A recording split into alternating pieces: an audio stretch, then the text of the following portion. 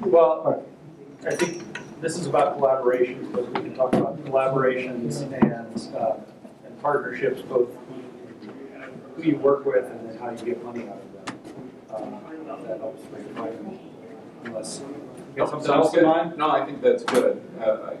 With a small group, perhaps we can just give some examples and then actually dialogue instead of. Oh. Identify yourself. All right, my name is Lyle Muller, and I'm the executive director and editor of Iowa Watch, which is run by the nonprofit Iowa Center for Public Affairs journalism. And I'm Steve Beattie, the editor of The Lens, nonprofit investigative newsroom focusing on New Orleans. I've been up and running in another month, it'll be 6 years since we were founded. Who would have thought? So we started off very much, we want to be as promiscuous as possible. We wanted to partner with whoever would have us, and it was free. We were giving away our content for free, which newspapers can tell you from the mid-90s that's a mistake. I can tell you it wasn't so much of a mistake because I can call it in kind. We moved into a television station newsroom, and every time we did the story in cooperation with them, it went on the air, our URL was across the bottom, the logo was on the screen, and we became very well known very quickly. It also helped that it was the Fox News station, and we were getting money from George Soros. So it helped kind of balance out things. People couldn't figure out, which side we were on. And after about 3 years, we were actually losing money because we were paying rent to be in the newsroom. The IRS said, so it didn't look like Fox was setting up a shell nonprofit, that we had to have an arm's length relationship. So they couldn't just give us space in the newsroom as they hoped to do. Fortunately, in the building they own, they also have the public access station that they charge, I think, $2 a square foot. So I measured our desk space, and it came out to $800 a month or something we were paying for rent. After about 3 years, I said, we can't keep giving it away. What can you guys pay us? You know what? I should have known after a month of, we're working on it, we'll get back to you. Finally, the answer was nothing. They couldn't even give us $800 to make it a wash on staying there. So we had to part ways at that point. But up until then, the partnership was cheek by jowl. It was from as modest as somebody on the other side of the newsroom saying, oh, I'm doing a story on the Army Corps of Engineers. Who's that guy that was in charge of the pumps? And one of our people would say, oh, so here's his phone number. So there's that kind of quick partnership all the way up to, we worked on a story for 2 months, and we're happy to do it with you next week, and here's all the people we talked to, and here's what they said. And they would go out, we'd set them up, and they'd knock them down. And they would run, to their credit, 7- and 8-minute stories, very lengthy stories on complicated subjects. And that worked out great until it was valued at nothing. But I mean, that's their business decision, and that was ours to first give it away and then to leave. We collaborated at Iowa Watch, and when I joined Watch, it was only 2 years old, and I was its first executive director, and it was just really tiny. So I wanted us to be known, and the way to be known for us was to have partner media, and that meant making our news available free to newspapers, radio stations, and television stations. And it's 3.5 years later, and this year so far we have been aired or broadcast or printed or shared online by more than 80 media outlets just in Iowa, which is not a big state. But the way we did it was, I was a former newspaper editor in Iowa, and so I knew all these people in the newspapers. And I hired, with the Knight Foundation grant, the head of the Iowa Broadcast News Association to make relationships with broadcasters. So the key to the collaborations is having the right people, so that you can have that. It just cuts a lot of stuff, such as explaining who you are and why it's worthwhile. I mean, if they're willing to talk because they know who you are, and you don't have to go through all those steps. So we do collaborations with newspapers, radio stations, television stations, other nonprofit organizations, with colleges. We work with 11 colleges in Iowa because what we're doing is training their students to do this work at a high level, and the hope is here in the next year is they'll see the wisdom of that and start helping us with funding, which I've already started some discussions with them. The reason we're doing collaborations is, one, to get our journalism spread to a wide audience so that the value of that journalism is read by more than just a few people. Another reason we do it is for branding, so that people get to know who we are. And we're making progress on that, I believe. And the third reason is to reach funders, because we need to sustain ourselves with funding. So that's why we're doing it. And what we've been able to do is build trust with the partners, expand our journalism, and have that door open so that we can talk with folks. How formal is your agreements with them? I mean, do you have it in writing on how, when they broadcast, do you grant rights or? We grant rights. We actually have on our webpage a Like It, Steal It up in the nav bar. And so you can go up there and you click Like It, Steal It, and it says, take our stuff, but you have to give us credit. And then we give them a recommendation of the bug that they need to put with the story. And the newspapers are great at doing it. Broadcast stations are horrible at it. The broadcast stations will say something like, where are lottery tickets sold in Iowa in poor neighborhoods? The new Iowa Watch report says that they're being sold more and more in neighborhoods. So we send our reporter out to investigate. And then that person takes all that here beyond. And we continually beg them to, at least call us Iowa Watch, or the Iowa Center for, the nonprofit Iowa Center for Public Affairs Journalism, Iowa Watch. But, that takes 6 seconds, and so that's the issue there. So. It's work. We've established relationships. We have a radio program that's on 20 radio stations, and we have attracted 2 underwriters, the Iowa Bar Association and AARP of Iowa. And as part of that collaboration, we're thinking more of, we're creating, it's not just a collaboration for sponsoring the radio program, but with AARP, they were looking for someone to host a couple of forums on the issue of elderly people in the job market. And that's part of an engagement project that we have, where we go out and do forums as well. And so it was a total package. And so when you think about collaborations, it's not just the news site, the website, it's all of the different things that you can do with audience engagement. Can you describe the hosting forums? Yeah, what we do is we'll do a story. If we think that there's a connect on that story, we will call up a media partner in that community, and then other folks who we think might be interested in the issue, and say that we'll come in and we'll organize a community forum, and you help promote it and give us some money. And the relationship varies from paper to paper, and so we've done them on nursing homes, and what you need to know about a nursing home before putting a loved one there. Meth abuse, mothers who take meth. We did a documentary, it was on Iowa Public Television, and then we got some newspapers and health organizations to sponsor forums in a couple of towns. And this year we're doing brain drain. I did an interview for our radio program, and pretty soon here comes the train, right? That's going to sound silly in Iowa. And so, we pick. So what we do is we have these topics that we think will appeal. So the brain drain, we're going to economic development departments, chambers of commerces, and the collaboration has ranged from a newspaper that said you can have it here and we'll promote it, and all he did was put a story on the front page of the paper and nothing else, to 2 organizations who have organized breakfast and done all of the promotion and said just show up and thanks for your time. Talking about the agreement that you strike with somebody, there's things that you don't even ask around and find out who else has an agreement. We wrote into ours, if we produce work that's going to be entered into a contest that has money coming back, this is how we're going to split it up. Because we did not write that into, we don't even have a formal agreement with ProPublica, and we did this big collaboration with them on something that in 2014 was their biggest hit story.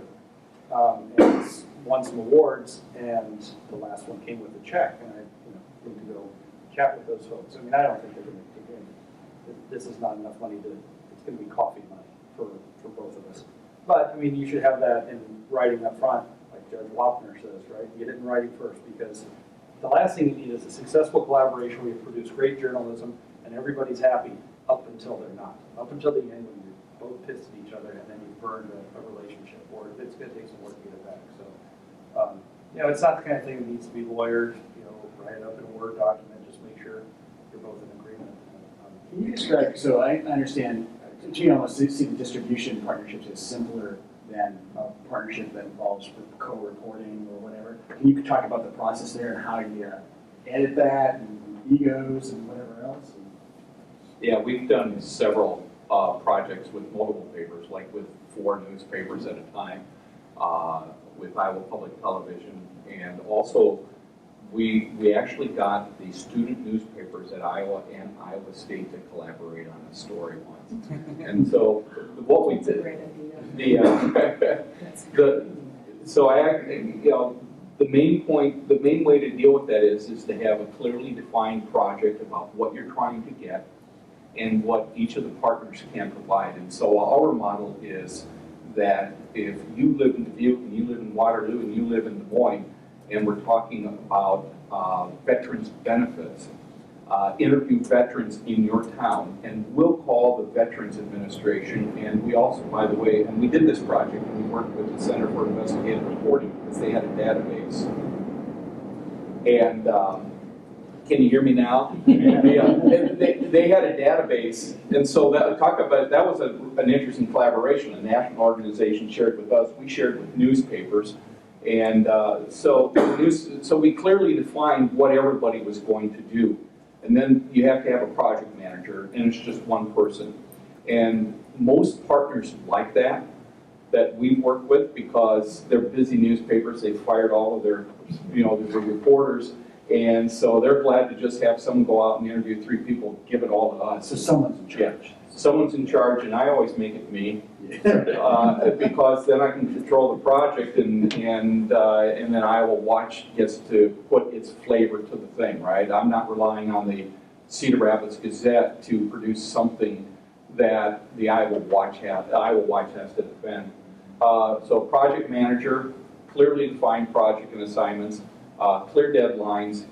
And then you have to be aware of some realities. Someone's going to fall out of love with the project in the middle of it, and they're going to bail, sometimes 2 weeks before it's published or the stories are due. I've had that happen. Worse than somebody falling out of love with it is someone who falls out and leaves the project, is someone falling out of love with it and staying in the project. So you're going to have a weakest link. But you're also going to have someone who comes through that just blows you away with it. And I've had that happen with every project. One of them, a newspaper, we were doing something on veterans, and a newspaper came along, and one of the partners said, hey, I think we took a picture that everyone's going to want, share it with everybody. And it was a veteran with a stack of documents that he had amassed over 5 He had amassed this over 5 years of trying to prove that he was injured in Iraq. We did one on minority gaps in Iowa, opportunity gaps in Iowa. Iowa's slogan is Iowa, land of opportunities, and we got census data that iNews, Rocky Mountain PBS, a nonprofit partner that we've worked with, provided for us. That was another collaboration. We took something from a national organization we shared with Iowa. And a reporter in Burlington, Iowa just came in with all of these amazing stories out of there. He'd interviewed ministers, he'd interviewed a former convict who is now working with young black youths, and it was fabulous. And so every project we've done, we've had someone who's just been crappy, someone who's bombed, and someone who's just blown us away. So the crappy times and whatever, has it ever led you to question whether those things were worth it? Because in my past, No, because the good stuff made it so good.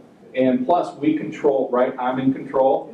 Yeah. And so what I did was, we do the interview that all 4, say we've done projects with 4 papers, instead of all four of them calling the same source and having to try to do that stuff individually, we say, we'll interview the people that you would all call, like state officials, the VA. So one phone call, and we'll also talk to some psychologists so that all of you don't have to do that. You just get us these people who are impacted by the stories in your community. And then the result is Iowa Watch has a statewide story, and each of those newspapers or partners has an individualized story that they can write for their local audiences. So you let them recraft. I do, yeah. So, And it never fails. One paper just does a bang-up job and uses our stuff to buttress it. Another paper uses our story and their own story as side-by-sides, and one paper just takes our stuff. And so the argument I always make with the partners is, if you just do a story about, say, veterans in Davenport, Davenport cares. But if you do a story about veterans in Iowa, all of Iowa cares. And so you can have a statewide impact by just working with us. So Steve, you did it differently, right, with your partnerships? In other words, you produced a piece for the Lands, then the radio station ran that same piece, the TV station aired that same piece, right? So it's a little different than... yeah, but we have that, when we worked with ProPublica, it was pretty clear. They did kind of the tech stuff and we did the on-the-ground reporting. We haven't had a lot of instances where we've done what Lyle's described, where two reporters are working together and trying to blend it together. In my days at the Times-Picayune, a double byline story was usually twice as hard to accomplish as a single byline. It's really hard unless you just tell somebody, this is what you do, stay in your lane. But ProPublica did all the tech stuff. We did all the, they put the bones together, we put the meat on the bones. And then when it was done, we traded and said, so how can we make this stuff better? They edited our copy, and we looked over the graphics and said, no, we got to change this, or we made suggestions. So, and in the end, I've never had an instance where we've not been able to reach full agreement with another partner. We worked with Slate on a Katrina story. We worked with the Weather Channel on a Katrina anniversary story. We worked with The Nation on a whole package of stories. And their editors go over it after our editors go over it, and we send it back and forth. I just wish everybody would learn to use Google Docs instead of trading Word documents with the markup on. So you don't have 17 versions floating around, which now become, now that you can track things in Google Docs, I'm happy with This is my other concern with that though. When you do share content in this way, not only were you not getting paid for it, but there was no building on the story. In other words, it was the same perspective duplicated just on different platforms. And I wonder how you could address that, or if you address that. Well, we did, there were a couple different flavors. Sometimes they would do the precise story we did and then just give us credit. Sometimes we would take one angle and they would do another one where they did bring a different perspective to it or cover something different, but mentioned it. So then we made sure we pointed to each other on the web, because they would sometimes produce more video than they would have room for. So they had kind of the value added on their website. Ideally, that's what you do. You sit down together and say, let's do a story together. You make sure you cover this part of it. But in the end, they were happy for just the free content sometimes. And just, if we gave them a game plan and said, here's a great story, go report it, what's not to like from their point of view. And one of the things that, when you have if you like it, steal it, they have to take the whole thing and run it as is. No, we don't do that. I know ProPublica does, but we don't. And the reason is we're long form, so we have 2,000 or 3,000 word stories, and the personalities and realities of different editors vary. Even the Des Moines Register, which has more space and more dedication than the other papers in Iowa, will edit stories down for space. There's one editor who, I've asked her, what will it take for you to run our story? She says, edit them to 20 inches. We're not going to do that. I actually, my former newspaper, the Cedar Rapids Gazette, declined to run a story we just published about ticket sales in Cedar Rapids, Iowa. The Des Moines Register ran it, I gave it to a TV station, and I said, here, they don't want it. But the editor sent me a long, detailed, tortured explanation, which was really long, about why you can run this long story. And the reason was he argued with some premises that were up high in the story. And what I was able to detect was he was trying to dumb it down to a 20-inch story, so he was just going to go to the quick hitter action pieces. And I told him, I said, we covered all of those pieces, all of those things you state, but what we've done is we've tried to wove them together with context, and we're just going to live with that long form, and if you can't run it, we understand things. Well, with our ProPublica project that went on, I don't even know the word count because everything's so divided up and there's audio and the graphics. But the Baton Rouge Advocate asked, is there any possible way you could produce 40 inches on this? And sure. And we'll custom edit stories for different publications if they ask for it. I don't let them do the cutting. I'll do it and cut it to length. But for the Advocate, we took this massive thing, put it into 40 inches. But I made them put a box in the shoulder on the jump that says, you know, this is an edited version. For the full and complete version, go here or here. So, and I do that to get it out there. You know, more eyes, I hope. And I've edited, custom edited for papers too, but what I have found is that I put a call out and say, I'll give you, I'd actually give it to them before we publish so they can publish on the same day, but my experience was they take the edited version and then they read it and they still would hang on to it for a week before publishing it. And so I just thought one week that on one of the stories I'm just going to tell them we just published and see what happens. And the same number published it, so I didn't have to go to an awful lot of time and effort for nothing. How do you get these partnerships? So I'm feeling a little bit like I'd like to workshop a little bit, like how do I approach, you know, you were in New Orleans for a while. Sounds like you've been in Iowa forever. Yeah.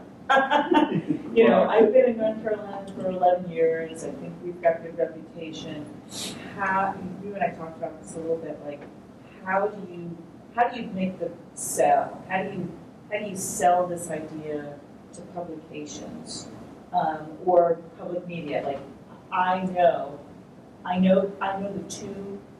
I know the newspaper, and I know the public radio station that just won't go there.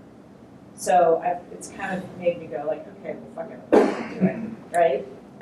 And so, but how do I approach the others and get them to say, yeah, this is a great idea, let's do it. Well, for the two that you want to write off, I'd still go back to them and just be plain spoken. Say, clearly, you're not interested in my stuff. Could you explain why? If you don't want to, I'll go away. But Yeah. if you can explain why, maybe you can come to an understanding. But for the other people you want to approach, send them a story. We did a story about a hospital in Lake Charles, which is about 200 miles west of where we are.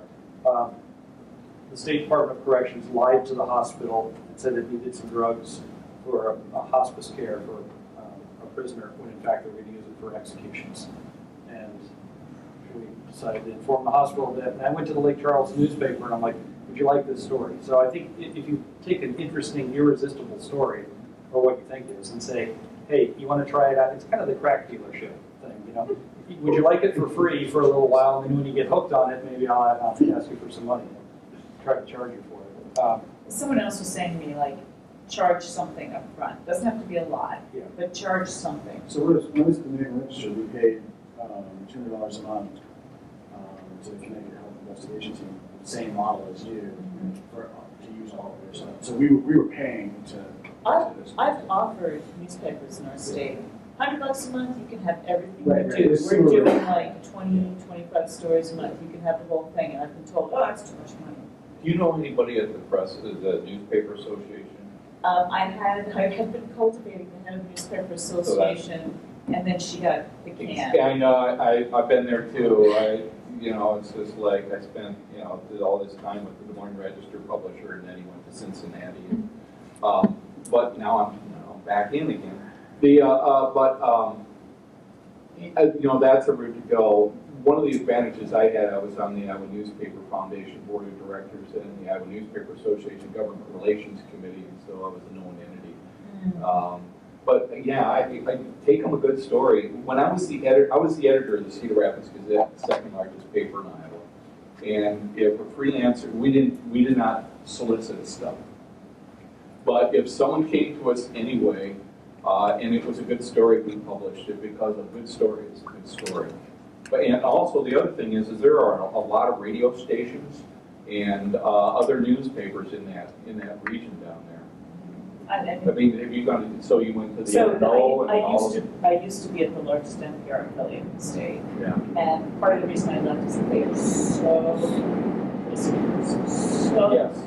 So risk averse. Well, and my experience with public radio has been that when their idea of collaboration is they're on the ground floor, they come up with the idea and they tell you what to do. Correct. Although that has changed now in Iowa because we got a new news director. Well, I know who all the players are in my old station. I know that nothing's gonna change, but I'm planning on driving down to Charlotte and having a conversation with people. Or tweet out a story if you know their main news handle that they tweet their stories under, and it's a story from their backyard. Include their handle and when you promote your story. You just published it and you're like, hey, NOLA News, I thought you'd find this interesting. You know, you just have to make sure it doesn't come off as a complete snark and complete, and that was right off the Oh, bat. I have to tell it that. So you mentioned wanting to, part of your distribution plan is to get exposed to funders or to show them the value. Have you gotten foundation funding specifically because you're partnering because they like the idea of collaboration, or is it more just distribution of intention? Yes, we got a Knight Foundation fund. We got a Knight Foundation fund to start our radio program, and one of our selling points was having a network. And so we told the Knight Foundation we wanted to have start with 6 stations and build it up to 10. I did a presentation last year in San Francisco, and by that time we were up to 14. By the time we went on the air, we were 16, and now we're 20. So that was specifically about collaboration and having a network for distribution. We get a grant from the Ethics and Excellence in Journalism Foundation. We got the first one without, I wasn't there at that time, but we got that grant because we were talking about the strength and the need of the journalism to fill the gap. But since I've been there, I've been putting in what kind of partners we have and use that to show that we're working with other people and that we're trying to build a new model. And that's part of our pitch at our watch is we're trying to help build a new model to collaborate and be part of what's going on, not just Two things that the media outlets are interested in, stories and money, and you can bring them both. You bring up stories, but if you go to a for-profit, you can say, I'm a nonprofit, I'm thinking about going in for a grant with this outfit. This is somebody they never heard of. You know, let's try to go in together on a grant, especially if it's a matching grant. They can help you out with some money. Well, like I said in the last session, if somebody's for-profit, they can approach a nonprofit and say, you know, the Corporation for Public Broadcasting would love to see some collaboration in this area. Let's see if we can figure out how to do that. And mercifully, news directors do change, and then a new news director comes to town and goes, wow, I really want to work with you. They sure do. That's my They sure experience. do. I mean, it's a blessing and a curse, and once you get a relationship lead, but also the jerks lead. Yeah. Not saying there are any in Iowa, those of you watching this. We have about 5 minutes left. Yeah, exactly. So, yeah. Anything else? Anything collaborating? Do you- I got a question for both of you. What do you think is the future for regional collaboration? Like, I think a lot of us have done things with people in our communities or our state, like kind of our main home base area. And we've had conversations off and on for 6 years and more about maybe working with you, Steve, in New Orleans. We'd like to come down, around Mardi Gras time to work with you. What do the two of you think about the possibilities of some regional or even national collaborations among the some of us little guys. Well, I think in the more sober hours, we've actually talked about collaborating on the Mississippi River project with you at the top, the St. Louis Beacon and Margie in the middle, and us down at the bottom, and how we can all put that together. Right. More topically, we partnered with St. Louis Beacon before it was melded into their public radio on death penalty work, because Chris McDaniel was there doing great stuff. We were covering the same thing. We put a story together, and we had a live chat with our reporter and their reporter, and you know, it kind of adds some heft. I mean, people in St. Louis, you know, they may think, oh wow, that's New Orleans people are kind of cool, and people in New Orleans are like, oh, St. Louis, you know, it adds some mystique. I think regional cooperation, I would love to have it. I know CA and Dylan just last week swapped stories because they heard of sources. We did it with the Texas Tribune because there was a Texas-based judge who works in the Fifth Circuit U.S. Court of Appeals in New Orleans, and there was something going wrong. So it's easy to pick up the phone and say, we got a story. And the part about take it all and you can't edit it, I've been on the giving end of that 95%, and most people will accept that. But boy, is it beautiful when I took a story from the Texas Tribune and they had the same deal. You can't edit it. I'm like, ding, you know, it really smooths out the workflow. To not, I mean, I'll read through it for style. You take your style, but boy, is it nice to be on the receiving end of it. Oh, Yeah, I use fair warning stuff, the Yeah. same thing, and also Midwest Center for Investigative Reporting. I think the regional approach is a great idea because, again, it gets back to what I was talking about with what we do with Iowa newspapers. If it's important in just Iowa, maybe people care about it in Iowa, but if it's important in the Midwest, bigger story. You know, Iowa Watch did a story right before I came about all of the nitrogen that's being dumped into the Mississippi River. Thanks a lot.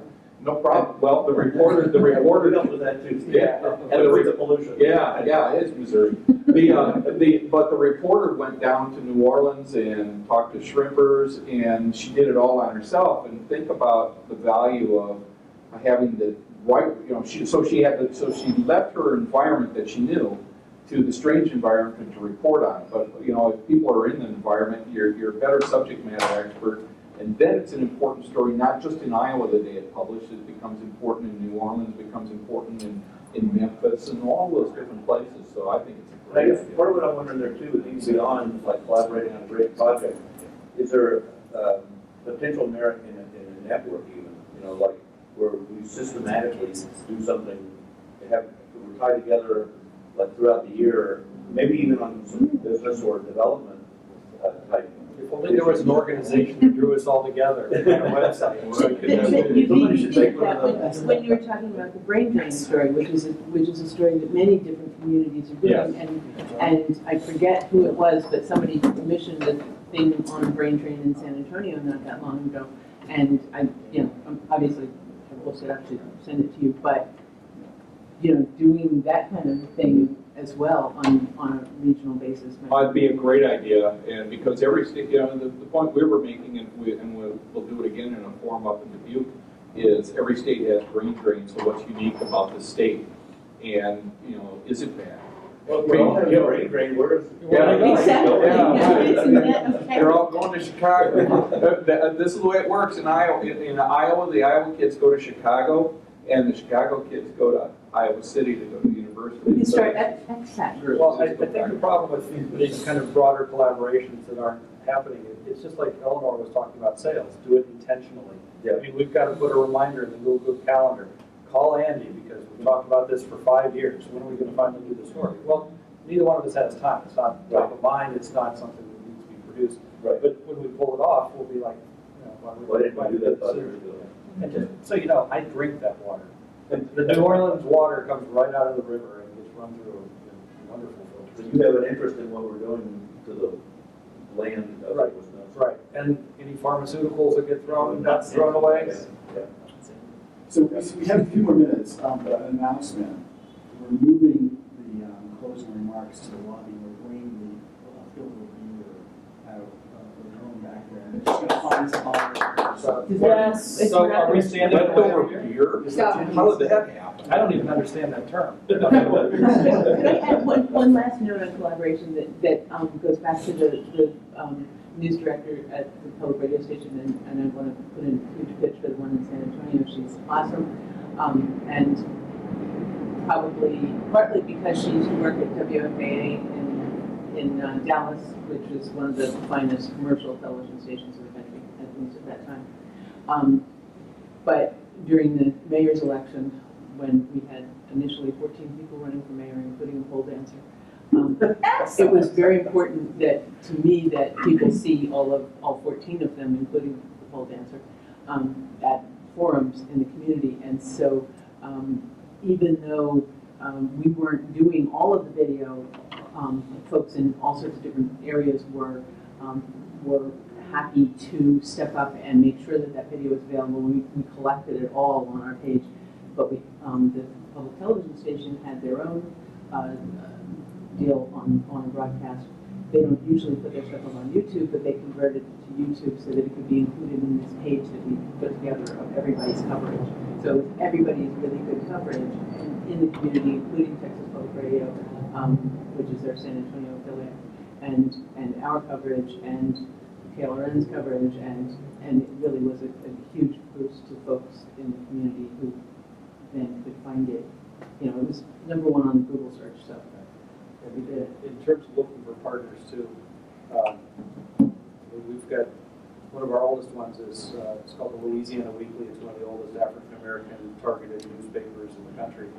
And they've been running our stuff for free since we started. And, you know, we see each other out every once in a while. We talk about maybe money changing hands. But in the end, again, it's to our mission to reach underserved communities with coverage they might not get, because when the Times-Picayune went to 3 days a week and there was hue and cry across the country, and there was a large segment of the population of New Orleans that did not give one shit because they didn't read the Times-Picayune because it didn't serve them. So it wasn't like a universal, there were some people who are like, we're okay with that if you don't cover all the society Or a events. different point, I have a real different point. Good. Protests were like 85% white vote. Yeah. So let me ask you a question. You said that you folks are having a hard time kind of, keeping a go of it, right? It's, you couldn't give it away. How did you folks turn around? I think getting that first taste in the business sense, we worked with the Hechinger Report out of Columbia University in New York. They cover education issues. They paid us $20,000 for a year's worth of New Orleans charter school coverage. You know, that kind of gets my attention with realizing that there's real money to be had out there. I know there's a nonprofit partner in the New England area that has a deal with a TV station for more than twice that. It's the same kind of thing that you talked about, that, you know, all you can eat at the Lens trough for a flat rate, because I don't want to have to deal with that story is worth 200. Well, you know, I would only want to give you 150. It's better to set that single flat rate to take what you want. But you know, I wish I would have been more entrepreneurial from the start. We were spoiled with some grants that kept us fat and happy for a couple of years, and we didn't have to work for it. So once the money started dropping off, once we started pissing off some donors and they started taking their money back, it had to be replaced. So, I guess it was just hunger that finally sent us to ask for the money and to put a value on our work. And we've gotten past the point of toddlerhood where people recognize this. You know, it didn't take 2 minutes at the beginning of every interview to explain who you were and what you were doing. So we knew that the TV station helped with that. Again, that was in-kind donation in my mind. It never went on the books that way. The Iowa Watch, one of the first things I was able to secure was a grant from my former employer, the Cedar Rapids Gazette. I knew what we were paying our Washington correspondent, and so I asked for a little less than that for our content. And you know, so I was able to figure out a value proposition for them and what they get in return. And they've been great partners, and they still support us. But what was really important was that set sort of price that I could go to other media partners, and they had 2 other media partners as well the first year. The Gazette's the only media partner who consistently gives us to us now. We have an interesting problem, and that is there are some newspapers in Iowa owned by a chain that each quarter when their reports come out, they are really in deep financial trouble. I don't want to mention their name because golly, if it ever got out who it was, you know, it just would be a golly situation. But they don't give, so they're not giving us money, but they also are prime users. It's got a couple of, and they're good partners too. I'm excellent friends with the publishers and editors, especially of one of the partners. I really like working with them. But they're not giving us money, and so the downfall is that the 2 media partners who had joined the Gazette to get us started are saying, we will give you more money when they step up to the plate because we're giving money for them. And that's had, and there's another one too, and Gannett, they are a problem. And Do you mean Dad Gannett? yeah, something like that. And so everyone, and they publish the biggest paper in the state. Right. And so you run into those kinds of problems that are on the business side. They're really serious business entanglements that you have to deal with. And you know, so it's just the way it is. One point, there are, so we're nonprofits, but there are for-profits that are collaborating like crazy now. One of the people we collaborate with, a business, weekly business publication in Coralville, Iowa, collaborates with a television station. They're both for-profit. And so, it's not just, the collaboration thing isn't just for nonprofits. The Cedar Rapids Gazette and Lee Enterprises collaborate on State House coverage in Iowa, so that they can, they've combined their bureaus so that they can keep their resources thin. So the collaboration can work with private, with for-profits to for-profits as well. Wall Street Journal collaborated with at Stanford, their data journal. Yeah. No one collaborating in North Carolina, no one. And it's like you step back in time 15 years, everybody's like, oh, you're a competition. Yeah. I said to people when I started this, I went to the woman that covers healthcare at the State House for the News Observer, and I said, look, I have no interest in treading on your toes. I know that everyone who works with you has been cut. I'm looking to augment what you're doing. She was like, sweet, works for me, right? But none of her editors have been willing to go. Yeah, I'll have to talk to you offline. I go to North Carolina every year and start a vacation at the farmer's market in Raleigh. So I'll talk to you offline about my impressions of the media down there, which generally have been positive, but I noticed that as well because they've been strong newspapers. Buy you a beer? Yeah. All right. I'll buy you a beer. Leftover.